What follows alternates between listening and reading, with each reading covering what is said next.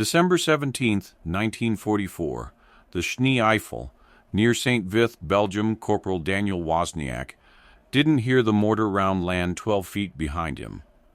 He felt the ground lift, felt the cold air turn to a wall of pressure, and then he was on his back staring at fir branches and falling snow that wasn't snow, it was bark, shredded off the trees by shrapnel, drifting down like ash. The smell hit before the sound did, cordite and split pine sap, and something underneath both of those that he didn't let himself think about yet.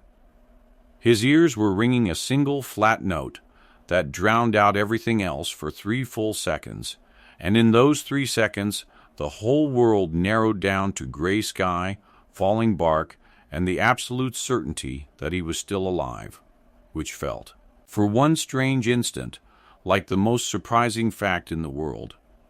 Somewhere to his left, a machine gun was screaming in 3-round bursts that didn't sound American.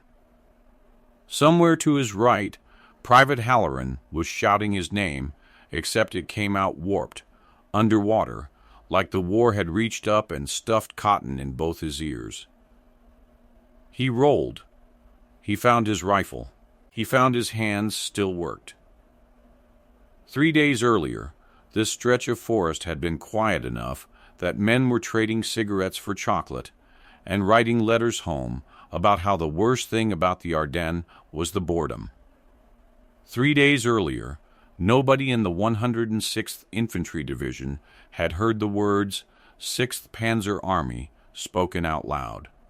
Now there were tanks in the fog that nobody had radar for, and infantry pouring out of the tree line in numbers that didn't match any intelligence briefing anyone had been given.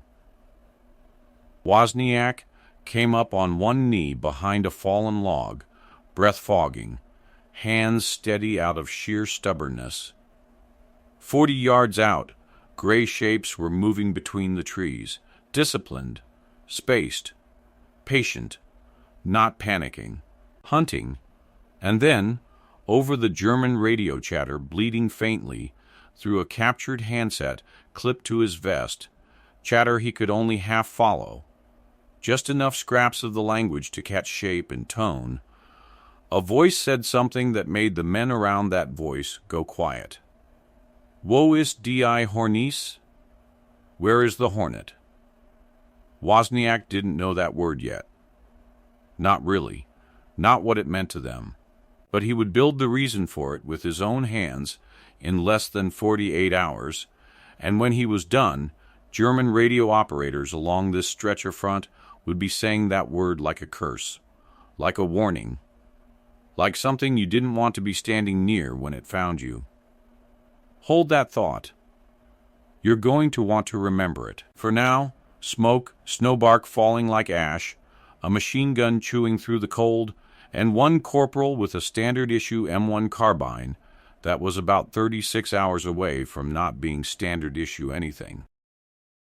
To understand why Daniel Wozniak ended up doing something that should have gotten him court-martialed, you have to understand what the 106th Infantry Division was actually facing on the morning of December 16th, 1944. This was a Green Division. Many of these men had been in Europe for less than a week. They'd been handed a quiet 80-mile stretch of the Ardennes front, the kind of sector veteran units got sent to recover in, because nobody on the Allied side believed the Germans had the fuel, the men, or the nerve to launch a major offensive here in the dead of winter. They were wrong. Field Marshal Model and the Wehrmacht had spent weeks staging 3 full armies under total radio silence and heavy cloud cover that grounded Allied reconnaissance planes. When the artillery opened up at 0530 on December 16th, it hit a thin American line that had no idea what was coming. By the time Wozniak's unit, a forward outpost attached to the 423rd Infantry Regiment, dug in near the Schnee Eifel Ridge, realized what was happening, German Volksgrenadier Infantry and elements of the 18th Volksgrenadier Division were already flowing around their flanks, cutting roads, isolating companies from each other in the fog and pine forest. The problem wasn't courage. The problem was range and rate of fire and the simple physics of what an M1 carbine could and couldn't do. Hold that number. 300 yards. That's roughly the effective range of an M1 carbine against a man-sized target in open terrain. And German MG-42 machine gun teams were setting up well past that distance, using the open fire lanes the forest gave them, chewing American positions to pieces from ranges American infantry weapons simply could not answer. Captain Edwin Holloway, commanding the company Wozniak's platoon was attached to, ordered exactly what 4 years of West Point training told him to order. Hold the line, consolidate the perimeter, wait for armor support and artillery to register. By the book. Defensible, correct, on paper. It also meant, for 6 hours on December 16th, watching German probing attacks walk closer and closer while American return fire fell short by 100 yards or more. "We hold," Holloway said, more than once, jaw tight, watching through field glasses as another mortar round found a foxhole 40 yards from his command post. "We are not abandoning prepared positions on a hunch." Around him, runners came and went with reports that all said roughly the same thing in different words. Positions overrun, positions cut off, positions holding by men who had stopped expecting reinforcement and started simply hoping the next round wasn't theirs. The temperature that day never rose above freezing. Men's rifles were jamming from oil that had gone thick and sluggish in the cold. Radios crackled with static and, occasionally, German voices that had bled onto American frequencies, calm and methodical, calling in coordinates on positions that hadn't moved in 6 hours because Holloway's order said they shouldn't. Wozniak said nothing back. He'd learned, in 6 weeks under Holloway's command, that arguing got you a written reprimand and nothing else. But he was watching something Holloway wasn't watching. A downed American P-47 Thunderbolt, half buried in snow at the edge of a frozen logging, clearing 400 yards behind their position, its wrecked airframe still carrying a stripped section of cannon and a scatter of unfired ammunition nobody had bothered to clear out. He'd walked past that wreck twice already that week. He hadn't really looked at it. Not yet. That was about to change. Before any of this, before the Ardennes, before the Army, before he'd ever fired a shot at another human being, Daniel Wozniak had been a 19-year-old machinist's apprentice in a tool and die shop on the east side of Detroit. His father had emigrated from Poland in 1921 and found work at the same shop alongside a half-dozen other immigrant machinists, Polish, Hungarian, and a pair of German toolmakers, Otto and Hans Brenner, brothers who'd come over in the late 20s and never quite lost the accent or the precision. Daniel had grown up listening to all of it. Half the shop floor swore in 3 languages, and from Otto Brenner specifically, over 4 years of handing him wrenches and watching him work, he'd picked up rough, functional German. Not fluent, shop German. Numbers, commands, warnings, the words a man shouts when a press is about to crush his hand. He hadn't known, at 17, that it would matter. He just liked Otto, and liked understanding what Otto muttered when a part came out wrong. What the shop really gave him was an instinct for machines, for tolerances, for how metal behaved under stress, for the difference between a part that looked right and a part that actually was right. By 18, he could read a tolerance stack up faster than men twice his age. By 19, he was the one the older machinists called over when something delicate needed fixing fast. The Army put a rifle in his hands and called him Infantry. It never asked what else he knew.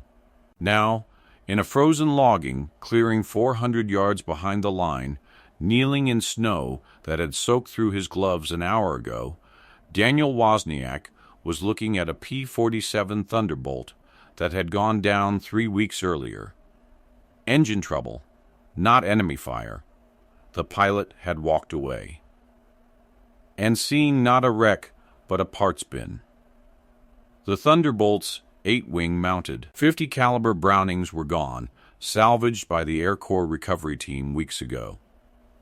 But the recovery team hadn't been thorough. They'd missed a sealed ammunition crate jammed up against the inner wing root, half crushed but intact, belted .50 caliber Appy rounds, armor-piercing incendiary. Aircraft rounds, built to punch through engine blocks and armor plate and then burn. Built for a weapons system firing 2,000 rounds a minute from 6 feet off the ground at 400 miles an hour. Nothing infantry carried fired anything close to that round. And that was exactly the problem Wozniak's hands started solving before his brain had finished deciding it was a good idea. He couldn't fire 50 API from a Browning action out here. No gun, no mount, no time. But he had something almost nobody else in this clearing understood the way he did. He knew how a carbine action actually worked, down to the bolt face and the chamber pressure it was built to tolerate. And he knew, from 4 years in that machine shop, exactly how far you could push tolerances before a part failed, instead of flexed.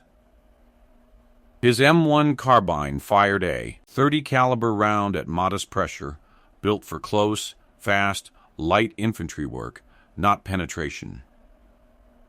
But the case dimensions, he realized, working it through with frozen, shaking fingers, weren't impossibly far off from a neck-down 50 Appy projectile, if, and only if, he rebuilt the chamber and bolt face to handle it, reinforced what needed reinforcing, and accepted that the gun would never again fire standard carbine ammunition.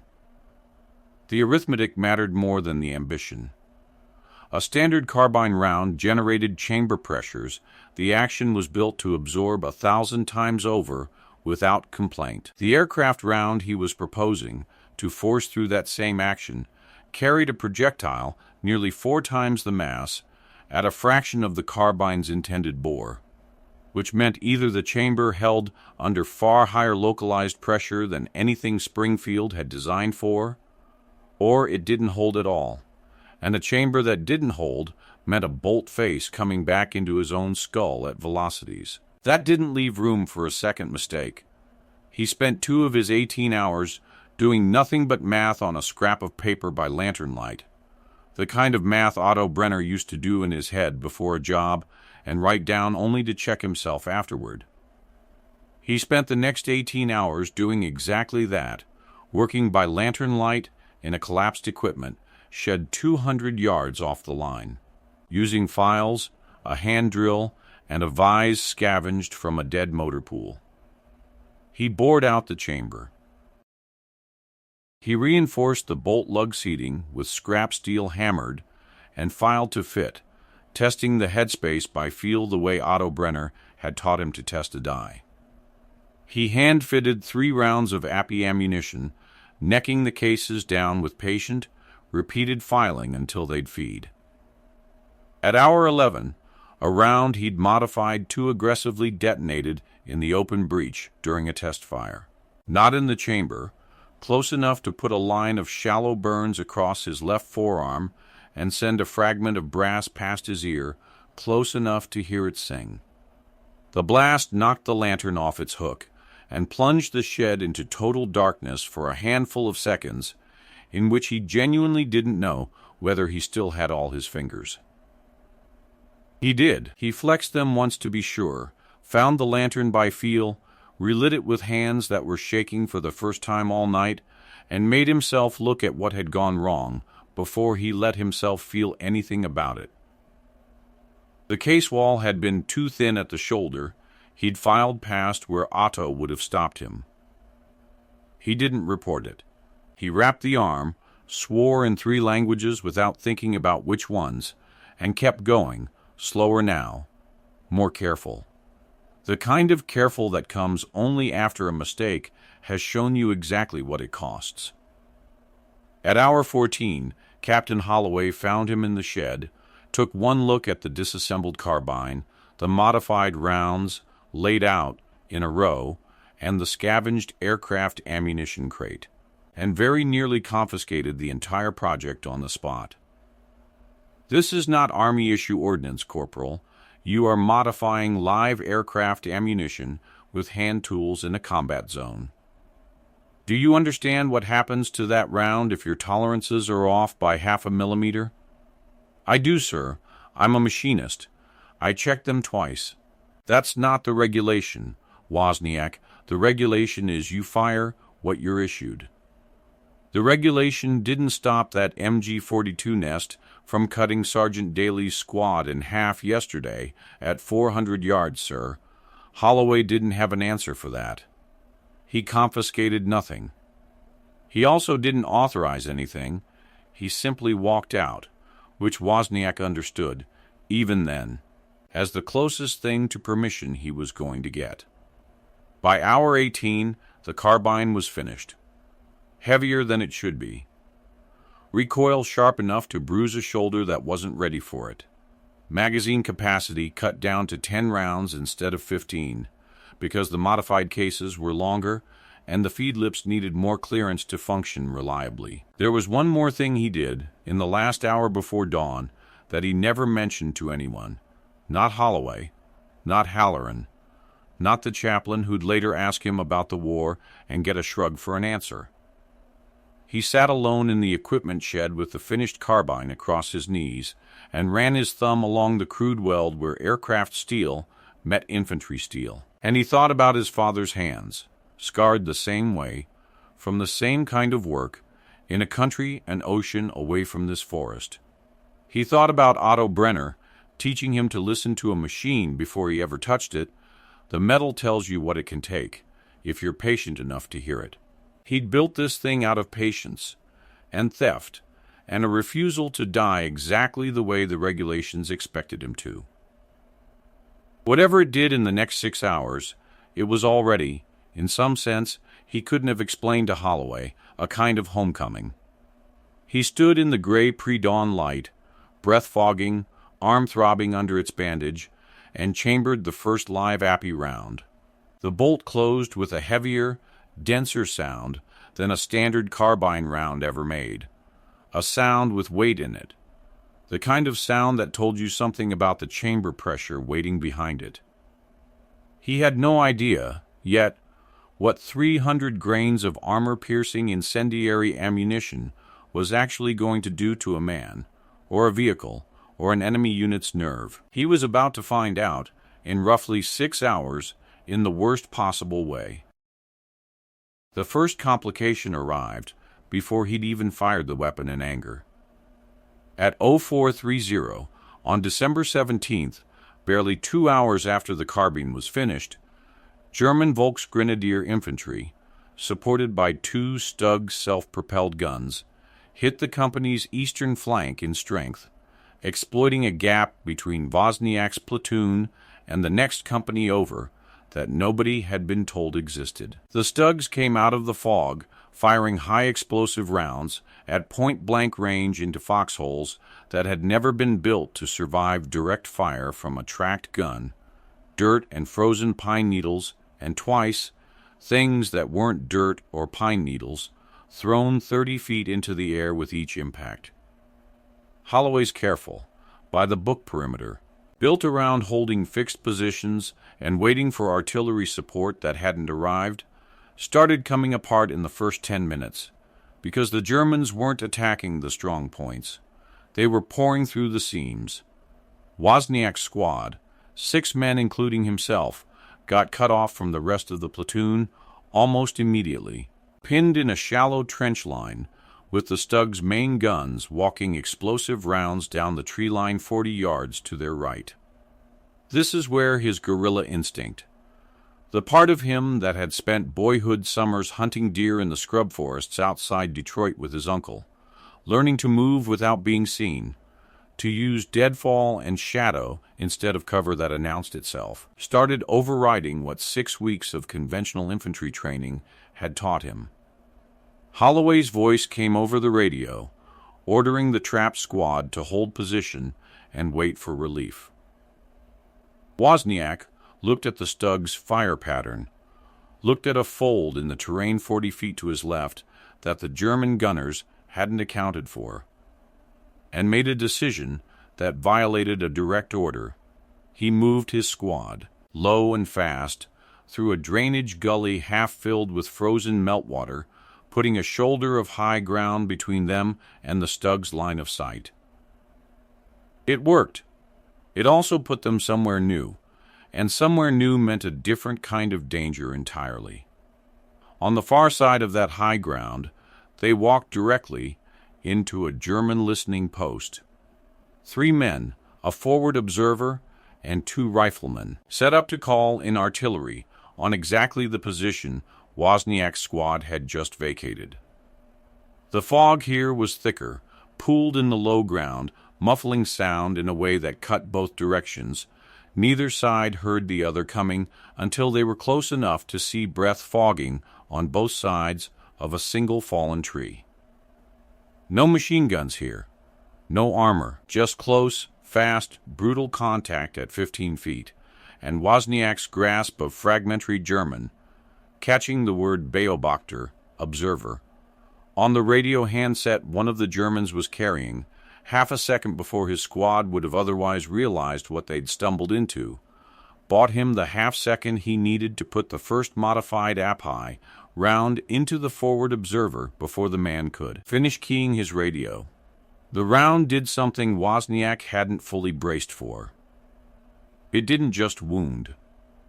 It punched through the man's pack frame, through a folded entrenching tool strapped to it, and detonated in a small, vicious flash of incendiary burn that the second German rifleman saw clearly enough to freeze for a full second before Private Halloran put him down with a rifle shot. 1 German survived, badly wounded, and ran. Wozniak let him go. That was its own decision, and not an accident. The second complication arrived an hour later in the form of Captain Holloway himself, furious, having fought his way to their position with 2 more squads, only to find Wozniak's men 200 yards from where he'd ordered them to hold, sitting on top of a destroyed German observation post. "You disobeyed a direct order, Corporal." "Yes, sir. The order would have gotten us killed." "That is not your call to make." "It was the only call I had time to make, sir. Holloway didn't have time to court-martial anyone in the middle of a collapsing front line. But he made clear, in 8 clipped words, that this conversation wasn't over." Wozniak filed it away alongside the burn on his forearm, another cost paid quietly to be settled later. The third complication was the worst. By midday, with the company falling back toward a more defensible line near a crossroads village, word started filtering up from a German prisoner, taken during a brief, chaotic skirmish, that German units were now actively avoiding the gully and the high ground Wozniak's squad had used that morning. The prisoner, young, terrified, kept repeating a phrase the company's one German-speaking interpreter struggled to fully translate. Something about a Hornet, about a soldier who burns men from the inside, about an order from above to report any contact with him directly to a battalion command post rather than engage independently. Word had already spread that fast. 1 skirmish, 1 dead observer, and the rumor was outrunning the truth. That should have felt like an advantage. Instead, it triggered the worst complication of the day. A renewed, heavier German push specifically toward Wozniak's last known position, supported now by a full platoon of Waffen-SS troops attached from the 1st SS Panzer Division, soldiers who didn't scare. Soldiers sent specifically to find and eliminate whatever was generating the rumor before it spread further and damaged morale along the whole sector.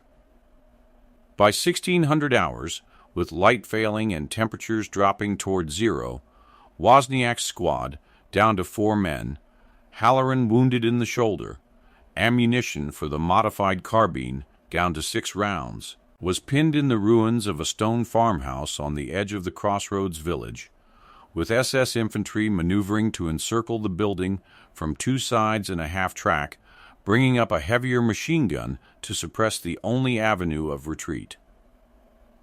The cold had become its own enemy by then, quieter than the Germans, but just as dangerous. Halloran's wounded shoulder had stopped bleeding only because the bleeding itself had slowed in the cold, which wasn't the kind of mercy anyone wanted. The 2 unwounded men hadn't eaten since the previous morning, hands shaking now less from fear than from simple, grinding exhaustion.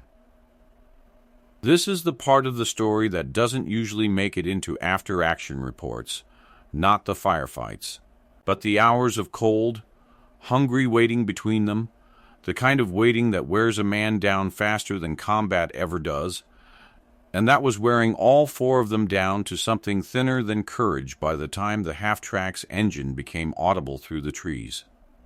Holloway's voice came over the radio one last time, ordering immediate withdrawal to the main line, an order that, if followed, meant abandoning the farmhouse, abandoning the wounded Halloran's evacuation route, and walking directly into the SS platoon's flanking position in the open. Wozniak stared at 6 remaining Appy rounds, a wounded man who couldn't run, and a direct order that would get them all killed if he obeyed it. He made the decision that couldn't be undone. He told Halloran to stay down, stay quiet, and trust him. Then he went up alone into the farmhouse's collapsed 2nd floor, the one position Holloway's withdrawal order would have made him abandon entirely.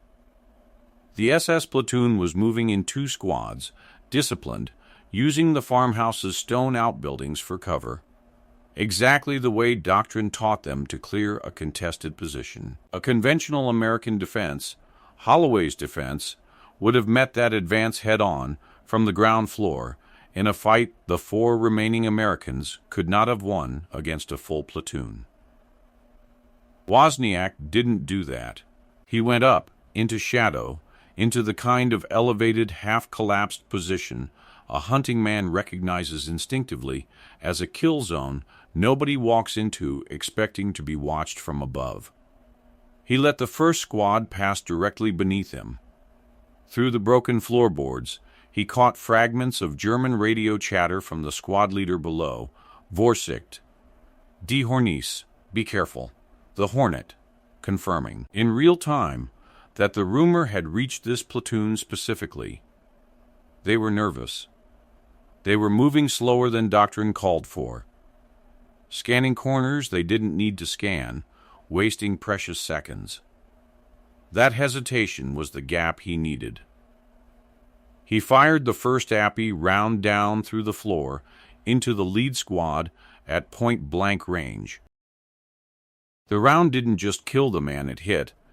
It ignited a satchel of demolition charges the squad was carrying forward to breach the farmhouse's cellar door, and the resulting blast tore through both German squads bunched in the narrow courtyard below in a single, catastrophic instant of fire and collapsing stone. For 3 full seconds, it looked like it was over. Survivors stumbling, screaming, the half-track's machine gun falling silent as its gunner ducked for cover. Then, the half-track itself opened up again, blind and furious, raking the farmhouse's upper floor, and a chunk of falling masonry caught Wozniak across the back, driving him down hard, the modified carbine skittering out of his grip across broken floorboards toward a gap that would drop it 2 stories into the courtyard fire below.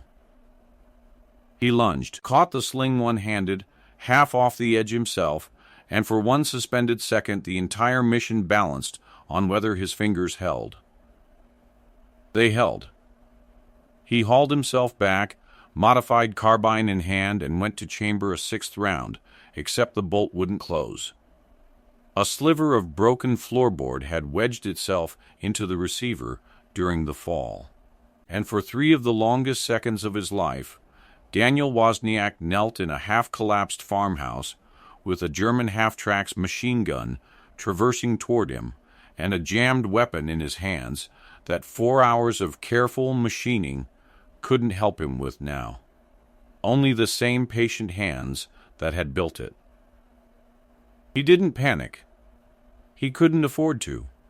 He worked the bolt back by feel, the way Otto Brenner had taught him to clear a stuck die without forcing it and shearing something that couldn't be replaced, found the splinter with 2 fingers in the dark and pulled it free a half-second before the half-tracks gunner found his angle.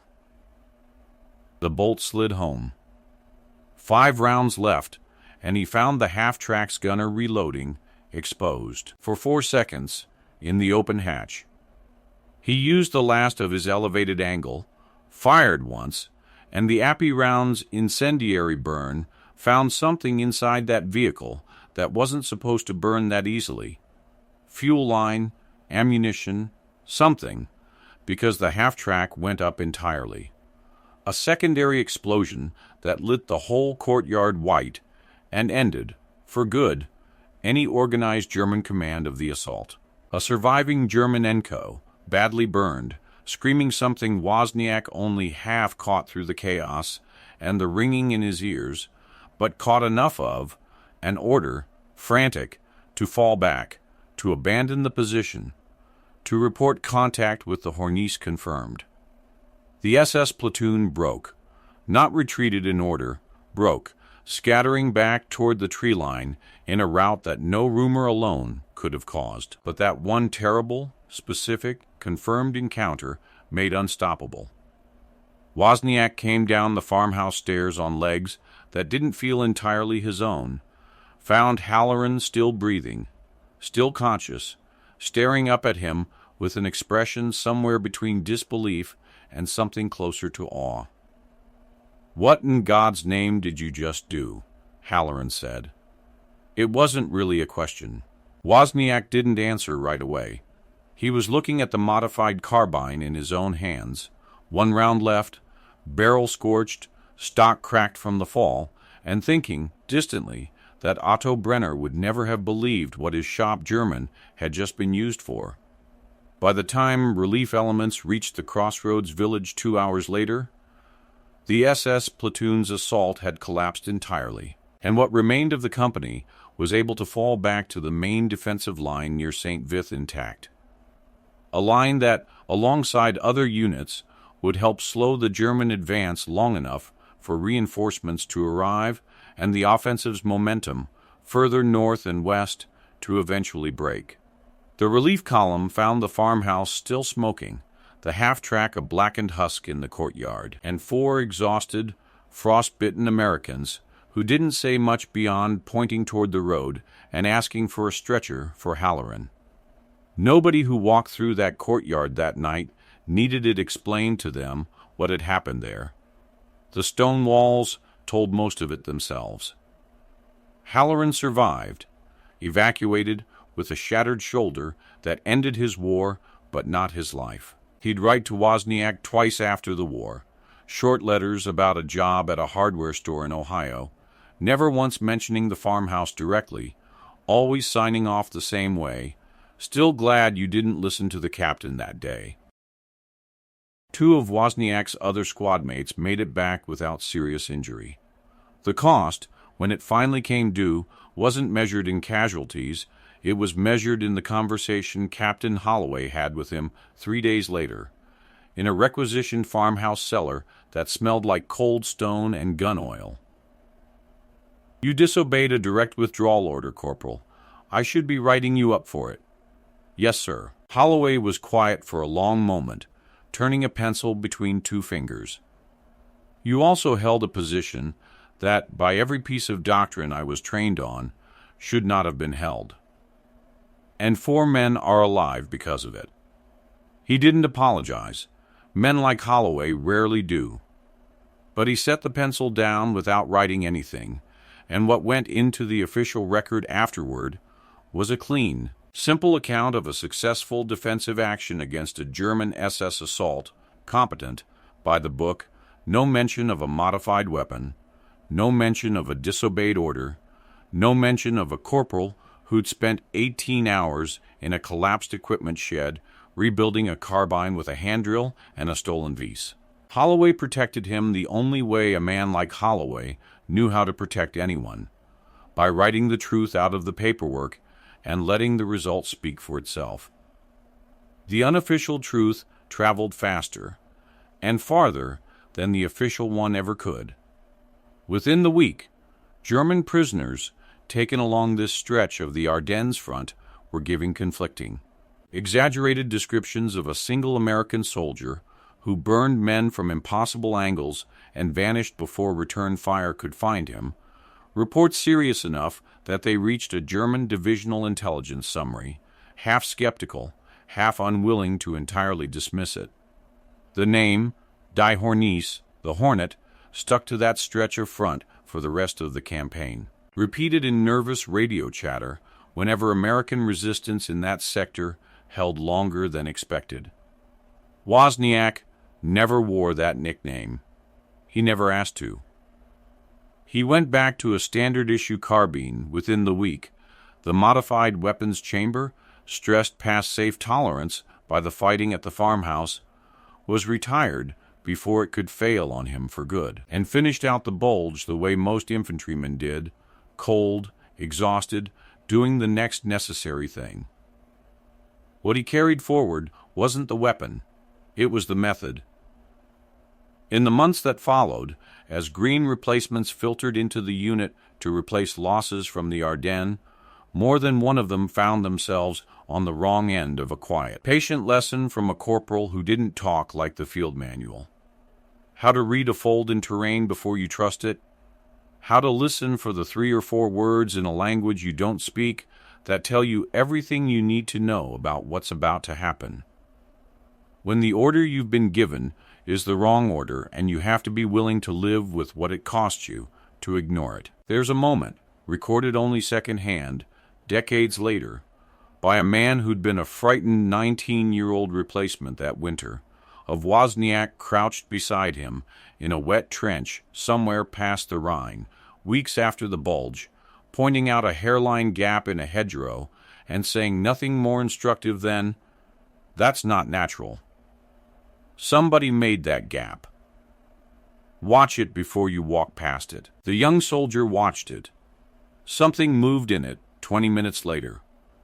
He never forgot the lesson, or the man who'd taught it to him, without ever once mentioning a Hornet, a carbine, or a farmhouse outside St. Vith, that unanswered question from the opening, "Wo ist die Hornisse?" Where is the Hornet? Got its answer the only way it ever could. The Hornet wasn't a weapon.